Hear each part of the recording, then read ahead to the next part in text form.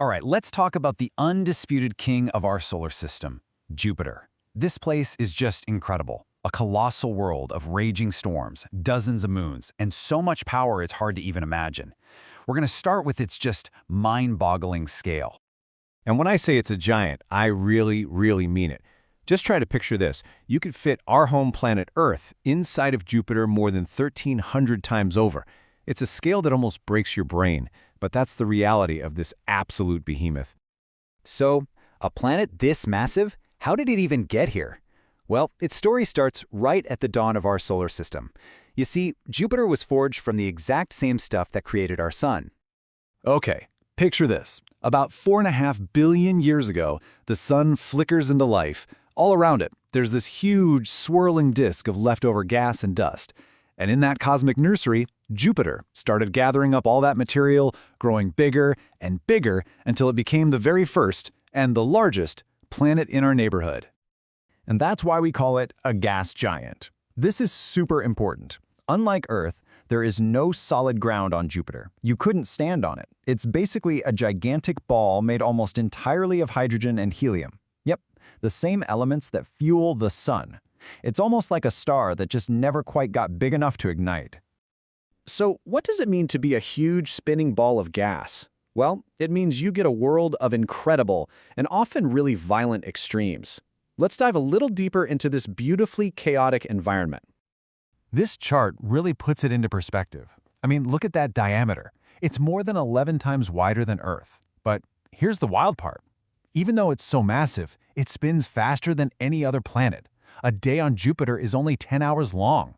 But because its orbit is so huge, a single year for Jupiter takes 12 of our years to complete. So when we look at those amazing pictures of Jupiter, what we're actually seeing is its atmosphere. Those beautiful swirling bands of white, orange, and brown, they aren't just for looks. They are massive jet streams and clouds made of chemicals like ammonia and methane, and they're racing around the planet at unbelievable speeds. And sitting right in the middle of all that atmospheric chaos is Jupiter's most famous landmark, the Great Red Spot. And let me be clear, this is not just any storm. It's an anticyclone so vast it could swallow the Earth whole. And we know it's been churning away for at least 3 centuries.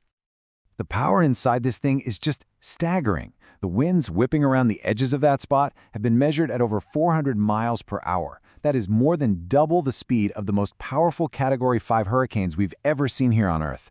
Just incredible. But here's the thing. Jupiter isn't just flying solo out there. Its immense gravity has captured an entire entourage of rings and moons. It's basically created its very own miniature solar system. Now, when you think rings, you probably think of Saturn, right? Well, Jupiter has them too. They're just a lot fainter and darker because they're made of fine dust. And that dust actually gets kicked up from its small inner moons when tiny meteoroids hit them. You really need a spacecraft to get a good look. And then you have the moons. Oh my gosh, the moons. Jupiter has a staggering number of them. Our latest count is over 95 moons orbiting this giant, and they are some of the most diverse and fascinating worlds you could possibly imagine. The 4 largest of these hold a really special place in history. Back in 1610, when Galileo first pointed his telescope at them, it was the first real proof that not everything in the universe orbited the Earth. I mean, it was a discovery that completely changed everything. So let's meet this amazing quartet, shall we? First up, you've got Io, which is the most volcanically active body in the entire solar system. Then there's Europa, a world totally wrapped in ice, but hiding a huge saltwater ocean underneath. Probably one of our best bets for finding life. Next is Ganymede, the biggest moon in our solar system, even bigger than the planet Mercury. And finally, there's Callisto, ancient and covered in craters, which might also be hiding its own ocean deep below. Okay, so it's huge, it's stormy, it's got all these really cool moons, but so what, right?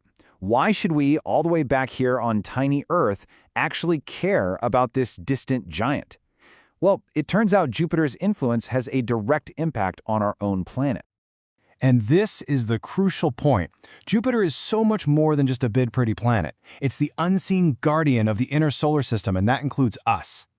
For starters, it has the most powerful magnetic field of any planet, and it's not even close. This magnetosphere is a colossal, invisible structure that traps deadly radiation and shields its moons from the sun's harsh solar wind. And the sheer scale of this force field is, Well, it's hard to describe, but get this. If our eyes could actually see it in the night sky from here on Earth, Jupiter's magnetic field would look bigger than our own full moon. Just let that sink in for a second. It's enormous. But its most important job is being our cosmic bodyguard. Jupiter's incredible gravity acts like a giant vacuum cleaner. It either sucks in dangerous comets and asteroids that are headed our way, or it uses its gravity to just fling them right out of the solar system. It has protected Earth from countless impacts for billions of years. And this is exactly why we send missions like NASA's Juno spacecraft to get up close and personal with it. By understanding Jupiter, we're really learning the recipe for how planets are made, how solar systems like ours grow up, and what special conditions allowed for life to pop up right here on Earth. From its swirling, stormy surface to the hidden oceans of its moons, Jupiter is just a world of endless wonder. It's not just some distant giant, it's a key player in our own story. And as we keep exploring its mysteries, we're left with this tantalizing question. If there is life swimming in a dark ocean under miles and miles of ice on Europa, what could it possibly look like?